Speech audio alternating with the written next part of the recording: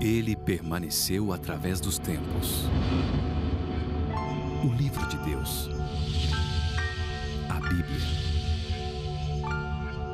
Indispensável em nosso mundo complexo. Transmitindo esperança ao redor do mundo.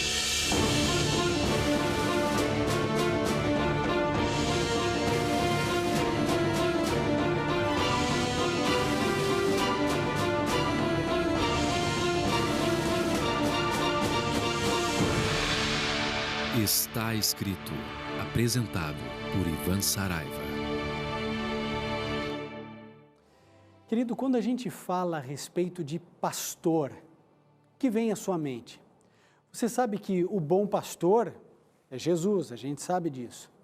Agora, e os pastores aí modernos, né? Os pastores das mais diferentes denominações religiosas?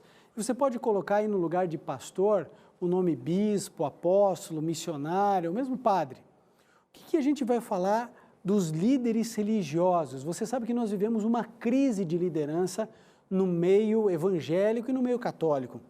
Nós temos problemas seríssimos, gravíssimos, de mercantilistas, de negociantes, empresários da fé, certo? Pessoas que se propõem a vender bênçãos através e mediante a sua fé e logram êxito, porque as igrejas estão cheias, lotadas. Essa crise que eu me refiro é uma crise de identidade, não uma crise econômica dentro das igrejas ou uma crise de incredulidade, não, longe disso. No Brasil as pessoas são crédulas, elas têm a tendência a crer. A crise é o contraste ou o espelhamento que nós fazemos entre o pastor moderno e o pastor bíblico. E é sobre isso que nós vamos tratar hoje. Se você ainda tem dúvidas dessa crise que ocorre no meio evangélico, pense numa seguinte situação. Hoje, quando você vai fazer o cadastro, por exemplo, quando você está fazendo um check-in no hotel, pergunta a sua profissão e você escreve ali, pastor, às vezes o indivíduo olha para aquilo que você escreveu, olha para você, dá uma risadinha, e às vezes parece que o indivíduo só não falou com os lábios, mas disse assim, está aí mais um enganador, mais um indivíduo que está enganando as pessoas para enriquecer.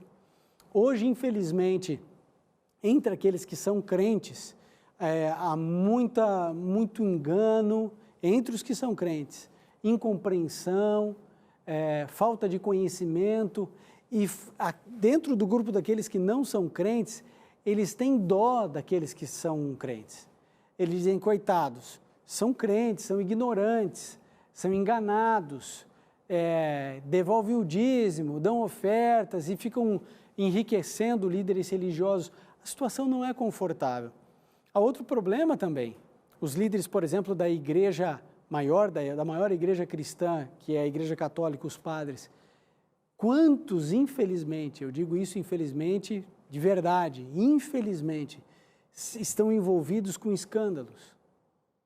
Quanto a gente já não trabalha, e a própria Igreja Católica trabalha contra a pedofilia, que infelizmente é presente e de maneira recorrente em alguns dos seus líderes. Quando a igreja toma esse conhecimento, então expulsam esse suposto padre, que na verdade era um monstro, né, um doente. Mas a verdade é que as lideranças religiosas, elas estão vivendo um período de descrédito, porque realmente elas trabalham em cima de dinheiro, têm escândalos na ordem moral, então a situação não é simples e não é fácil. Eu quero primeiro mostrar para você o que a Bíblia fala a respeito do bom pastor. Então, se você tem a sua Bíblia, pode abri-la já no livro de João, no capítulo 10. Se você tem aí a sua Bíblia, João 10, verso 11, nós encontramos um texto bastante conhecido da palavra de Deus que declara o seguinte, Jesus falando, eu sou o bom pastor dá a vida pelas ovelhas. Isso é um bom pastor, é aquele que dá a vida pelas ovelhas, não é aquele que tosqueia a ovelha para se beneficiar da lã, é o indivíduo que se dedica pelas ovelhas. E aí você precisa já começar a fazer esse espelhamento que eu digo aqui. Você precisa ver, o meu pastor, ele dá a vida pelas ovelhas. Talvez isso não precise ser aplicado literalmente, o seu pastor não precisa morrer literalmente por você ou por uma outra ovelha, mas a questão é, ele se dedica, ele visita você, ele conhece você pelo nome, ou ele tem um interesse superficial de risadinha, conversando amenidades, ou ele de fato conhece os teus problemas, se envolve com eles para poder te ajudar, se empenha em fazer o melhor para você. Como é o seu pastor? O bom pastor dá a vida, ou seja, ele tem uma dedicação exclusiva, ele passa tempo cuidando das ovelhas, tratando das feridas, tratando das pragas, procurando a boa grama, que não tem ali nenhuma roseta para que não machuque, procurando águas límpidas, boas, potáveis para as ovelhas.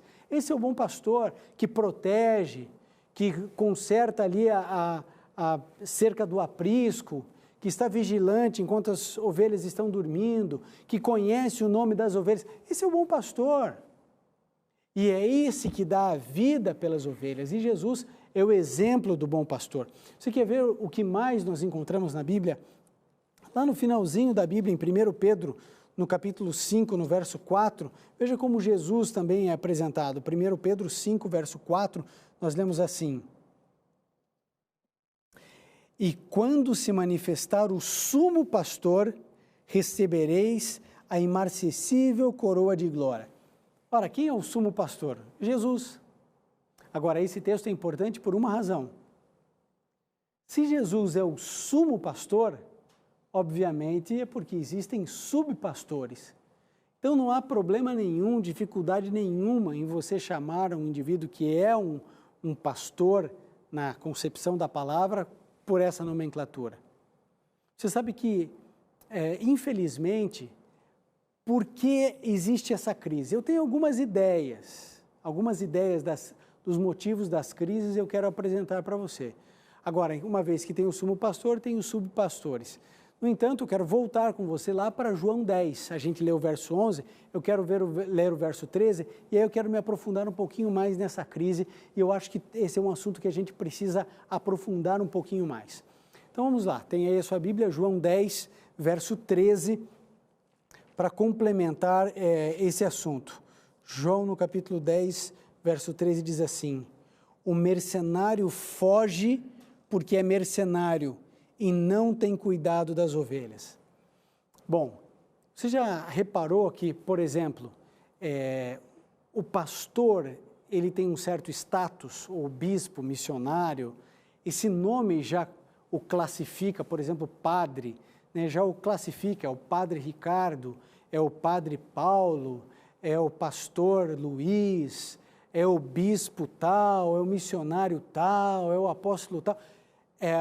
Você não vê as pessoas falando assim, por exemplo, o senhor marceneiro João. Você não vê o indivíduo falando assim, a costureira Maria.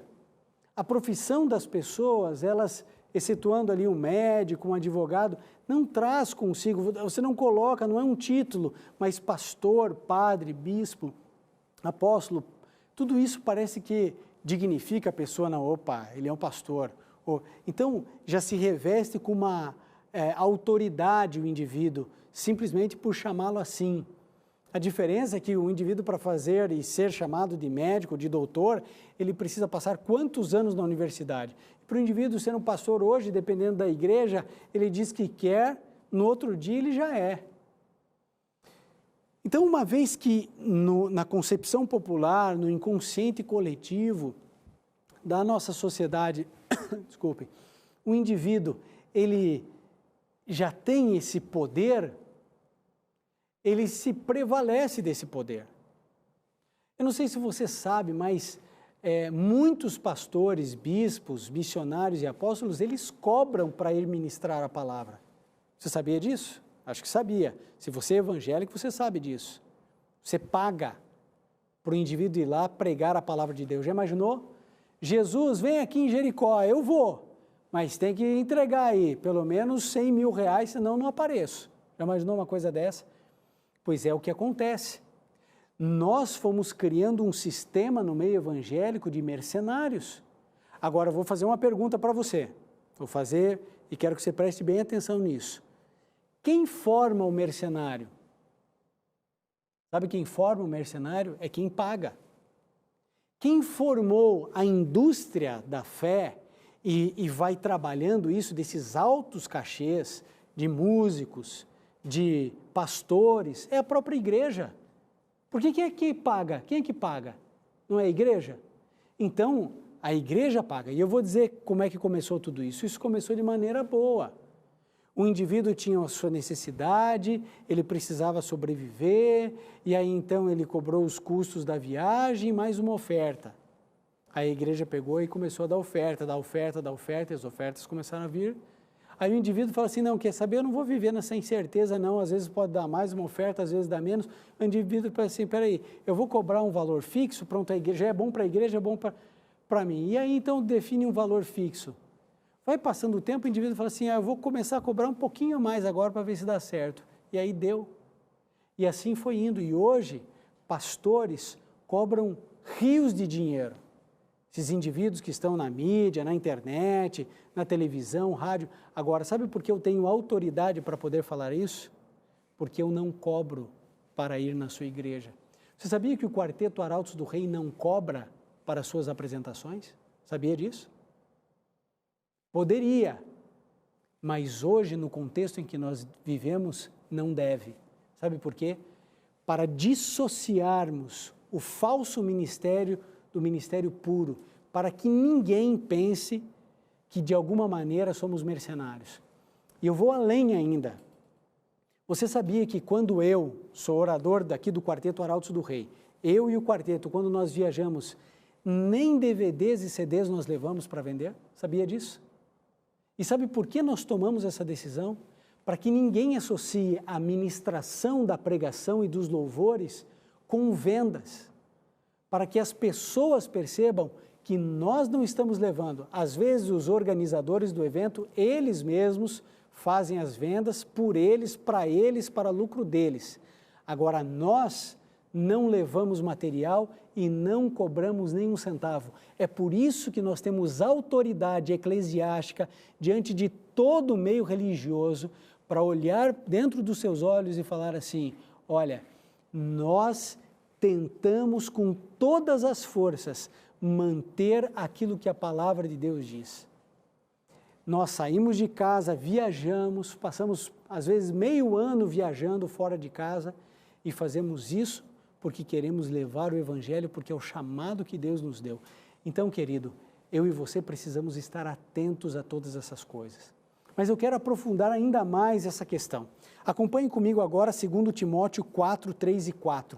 Nós vivemos um momento complicado, onde o pastor é um stand-up comedy e atrai multidões, porque as pessoas estão ali para rir e tem um fundo religioso, um fundo moral ótimo. Ou as pessoas estão indo porque elas são absolutamente fãs, beirando a idolatria de um determinado cantor, e aí então os estádios se enchem porque elas têm uma dependência espiritual ou emocional, seja lá que tipo de dependência daqueles cantores. E as pessoas, elas procuram desesperadamente esses ícones, e elas não procuram mais a palavra de Deus e a sua sã doutrina.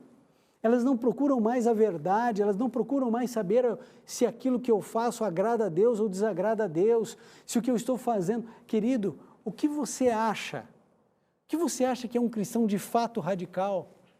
Um cristão radical não é um indivíduo que vai para a balada gospel e fica pulando a noite inteira, tomando energético e cantando músicas com letra de Jesus. Isso não é ser cristão radical. O cristão radical é um indivíduo que obedece à Bíblia, que segue a Bíblia, que lê a Bíblia, que estuda a Bíblia.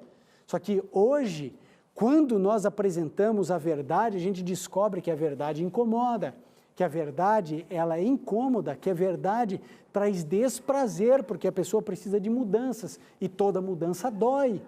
Então, elas vão para onde? Para o lado dos pastores, bispos, missionários, padres, que tem o quê? Tem uma mensagem linda, fácil, Deus é amor, Deus te ama, Deus te perdoa, Deus cuida de você, Deus quer o melhor para você, Deus tem planos maravilhosos para você, e as multidões querem esse Deus, e esse Deus existe, ele é real, mas não é só essa verdade.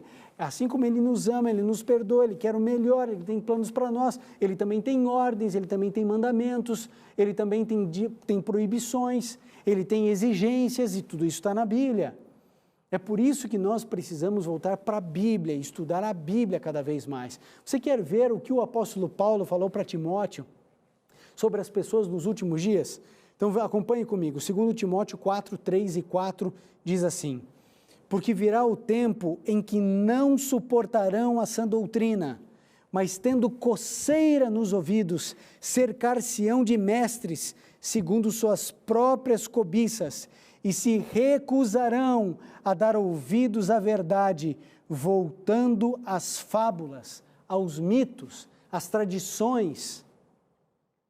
As pessoas, aqui o apóstolo Paulo está explicando para a gente exatamente aquilo que eu antecipei aqui.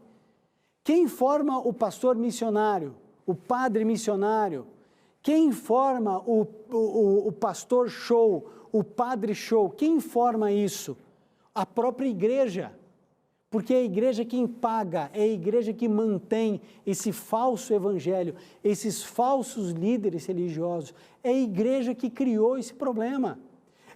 Você vê aqui o texto quando diz assim, olha, as pessoas elas terão coceira nos ouvidos, o verso 3, cercando-se. Então sim, elas se cercam de mestres segundo os seus próprios desejos, segundo suas próprias cobiças. Que tipo de Deus eu quero? Eu vou escolher esse pastor aqui então, que fala exatamente como eu quero perceber o evangelho.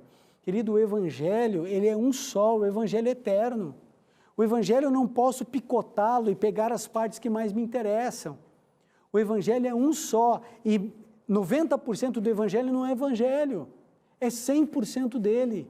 É por isso que a gente tem que orar, é por isso que a gente tem que clamar, é por isso que a gente tem que dizer, Senhor, onde eu estou errando, onde eu estou falhando. Imagine que o apóstolo Paulo dizendo, elas não suportarão a sã doutrina. E você sabe que é interessantíssimo, aqui não está escrito. Aqui eu procuro, como eu entendo um pouquinho da realidade das pessoas, porque eu entro em contato com elas nas redes sociais, nas viagens que eu faço, é assim, tem muita gente buscando a verdade, tem muita gente sofrendo, tem muita gente com culpa, tem muita gente em pecado, tem muita gente com a família destruída, tem muita gente com doença, tem muita gente com problema de saúde. Então, o que a gente vai percebendo em todo esse contexto? Que as mensagens aqui do Está Escrito, elas não podem ser só doutrinárias, elas precisam ter também mensagens de coração, falando diretamente de perdão, avaliando um pouco o sofrimento à luz da Bíblia e todas essas questões.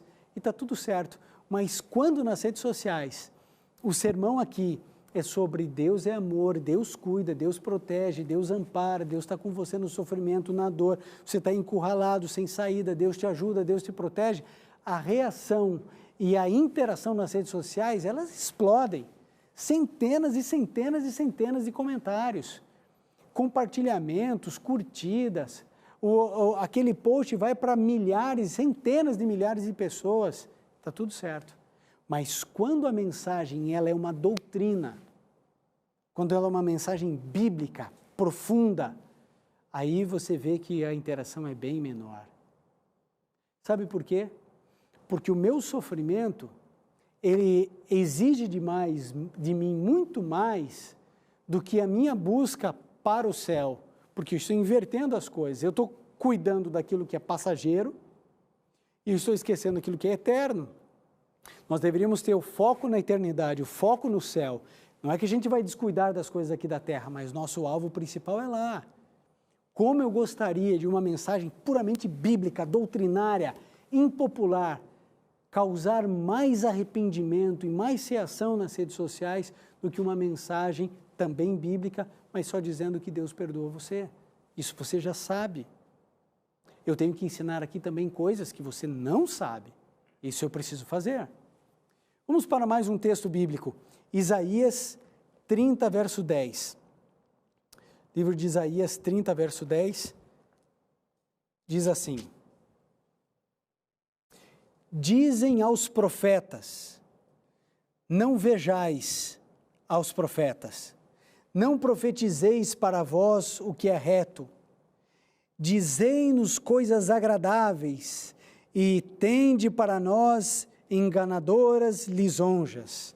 Olha só aqui, eles dizendo aos profetas, não vejam, não tenham visões de Deus, olha, nos falem coisas agradáveis, nos falem coisas boas. Você sabe que o está escrito é assim, você, eu e a Bíblia. Existe um problema nesse triângulo aqui. Existe um problema, sabe qual é? Eu sou o problema. A Bíblia, ela é a palavra de Deus. Você é o receptáculo, é você que tem que receber. Eu oro a Deus para que eu não seja o entrave, o problema entre a Bíblia e você.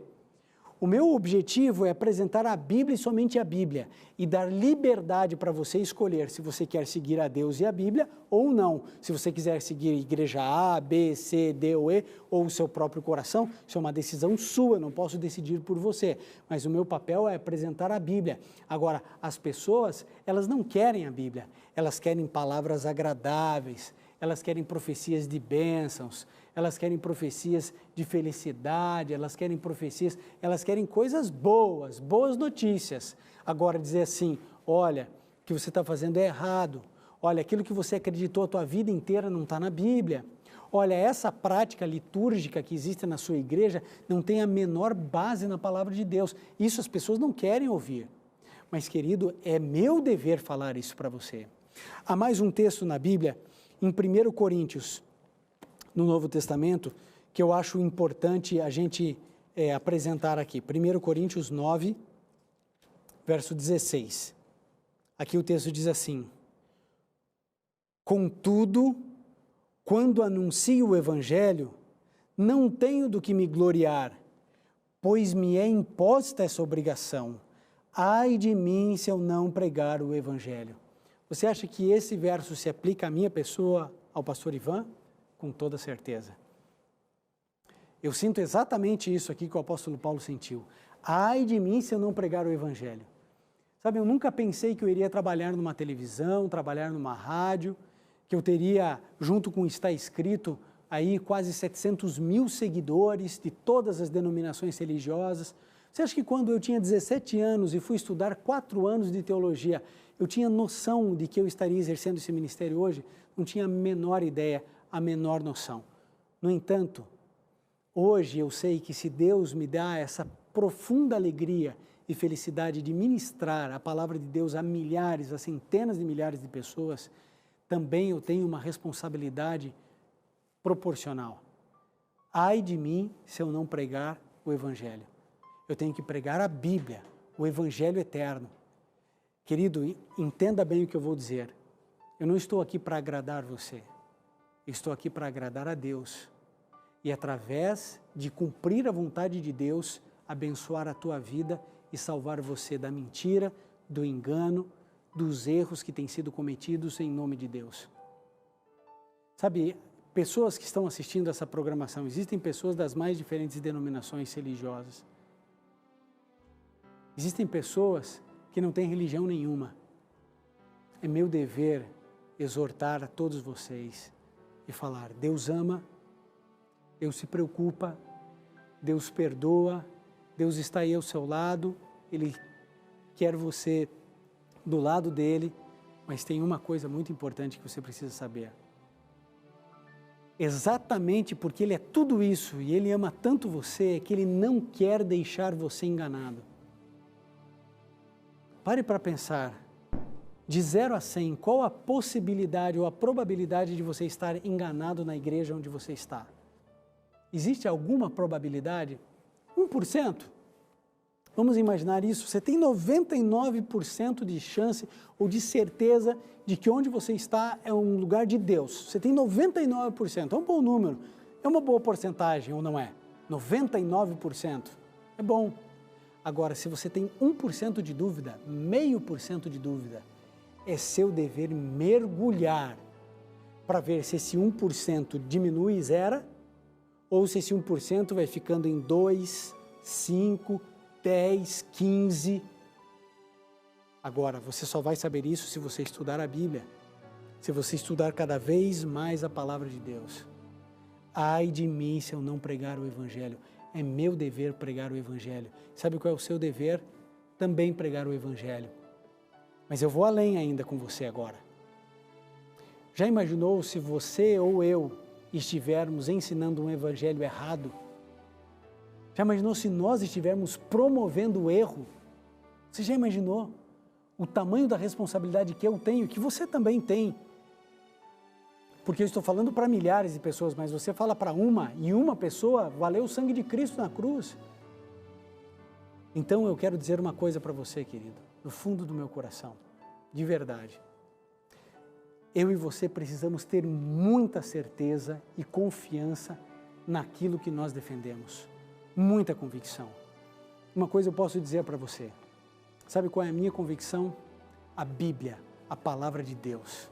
É por isso que aqui eu uso Bíblia, somente a Bíblia e nada além da Bíblia. Porque é a minha tábua de segurança. Quando Jesus voltar, ele vai falar assim: Ivan, você pregou a palavra? Eu falei: preguei. A tua palavra, não a minha. Isso eu vou poder dizer a ele. E se ele então falar assim: Ivan, você ensinou errado, eu falei assim: Senhor, por que o Senhor não me mostrou? O Senhor conhece a sinceridade do meu coração. E uma coisa eu digo a você: até onde os meus estudos teológicos vão, até onde a minha capacidade intelectual me permite chegar, eu quero dizer que esse programa, o Está Escrito, a TV Novo Tempo, a Rádio Novo Tempo e a Igreja Adventista do Sétimo Dia seguem a Bíblia. Não é uma igreja popular. Pelo contrário, nós somos taxados de seita o tempo inteiro. Mas você tem acompanhado a TV Novo Tempo, você tem visto a seriedade dessa igreja, você tem visto a cara dessa igreja e a profundidade dessa igreja. Eu queria que você nos desse uma chance para estudarmos a Bíblia com você, para que você conhecesse as verdades bíblicas, não de uma igreja, mas da Bíblia, da palavra do Senhor. Entenda, querido, você e eu estamos no meio de lobos disfarçados de ovelhas. É hora de eu e você abrirmos a nossa mente e falarmos: Senhor, se eu estou enganado, por favor, me mostra. Se tem alguém me enganando, me mostra. Se eu estou na igreja errada, desculpe, se eu estou na igreja errada, me mostra, me revela, me mostra, porque eu saio dela. Diga isso a Jesus, Ele vai conduzir você, talvez a permanecer onde está, talvez a sair. Agora, eu e você precisamos entender que estamos numa guerra, num conflito entre o bem e o mal.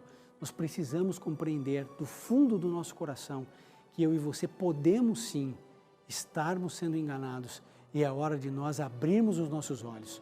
O Quarteto Arautos do Rei irá continuar esse sermão cantando. Eu queria que você prestasse bastante atenção na letra desse hino, porque pode ajudar você a abrir ainda mais os seus olhos de fé.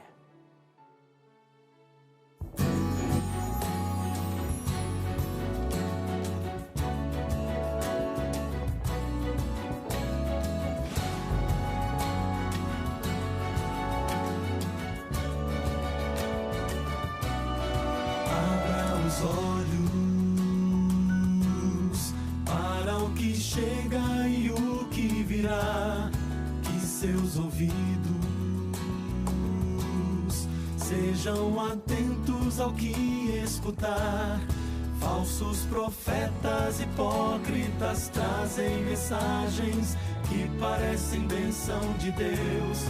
Vestes de ovelha em lobos disfarçam o mal e carregam nos feitos seus. Fique alerta, pois guias cegos querem dirigir você. Busque a palavra completa do Pai, corra daquele que mostra só parte da lei e nada mais.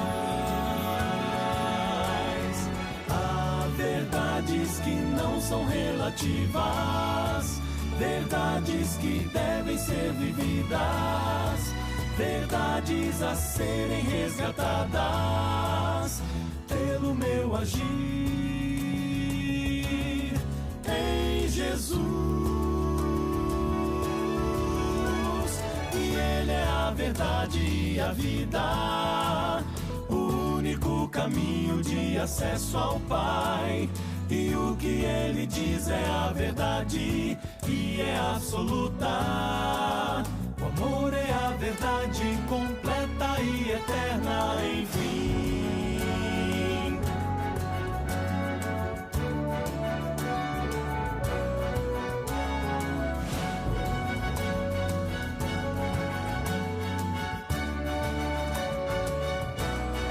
Abra os olhos para o que chega e o que virá, que seus ouvidos sejam atentos ao que escutar. Falsos profetas hipócritas trazem mensagens que parecem bênção de Deus. Vestes de ovelha em lobos disfarçam o mal, que carregam nos feitos seus. Fique alerta, pois guias cegos querem dirigir você. Busque a palavra completa do Pai, corra daquele que mostra só parte da lei e nada mais. Há verdades que não são relativas, verdades que devem ser vividas, verdades a serem resgatadas pelo meu agir em Jesus. E Ele é a verdade e a vida, o único caminho de acesso ao Pai. E o que Ele diz é a verdade e é absoluta. O amor é a verdade completa e eterna, enfim. Essa verdade está disponível, sim, na palavra de Deus. Ore ao Senhor, busque a vontade dEle para a sua vida. Busque a verdade, há verdades que não são relativas, verdades que devem ser vividas, verdades a serem resgatadas pelo meu agir em Jesus. E Ele é a verdade e a vida, o único caminho de acesso ao Pai. E o que Ele diz é a verdade e é absoluta. O amor é a verdade completa e eterna, enfim.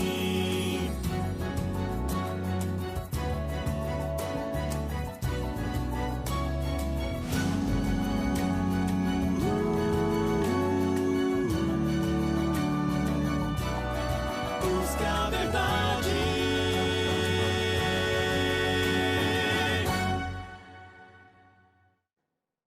Busque a verdade. Esse é o plano de Deus. Busque a verdade, e a verdade vos libertará. Eu preciso falar com você que está me ouvindo e que está me assistindo nesses últimos minutos. Olha, quer uma dica? Vou te dar uma dica. Se você frequenta uma igreja onde todo o sermão pedem oferta, tem alguma coisa errada.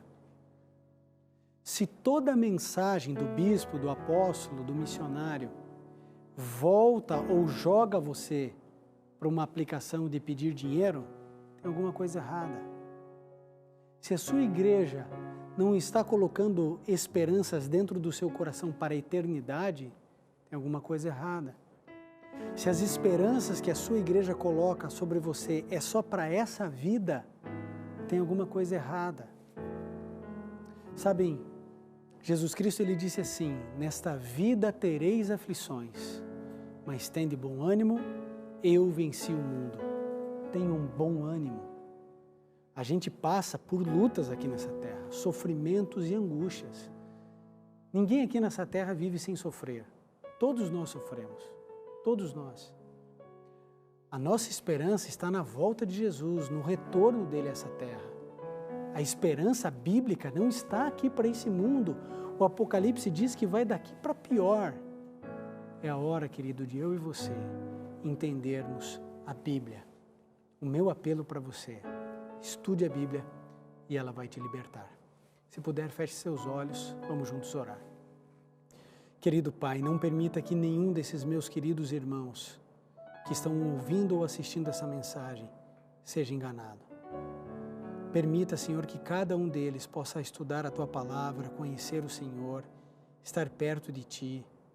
Que cada um deles, Senhor, possa examinar as Escrituras e que, a partir desse exame, eles possam cumprir fielmente tudo que está escrito nas Sagradas Escrituras. Nós colocamos, Senhor, a vida de todos nós em Tuas mãos. Nós queremos fazer a Tua vontade, não a vontade de nenhum líder religioso. Nós queremos cumprir o Teu desejo e não o desejo de líderes. Nós queremos cumprir o que está escrito na Tua palavra. Imploramos a Tua graça e a Tua misericórdia na vida de cada um de nós. É o que pedimos e agradecemos em nome de Jesus. Amém. E lembre-se, amigo, está escrito, nem só de pão viverá o homem, mas de toda a palavra que sai da boca de Deus.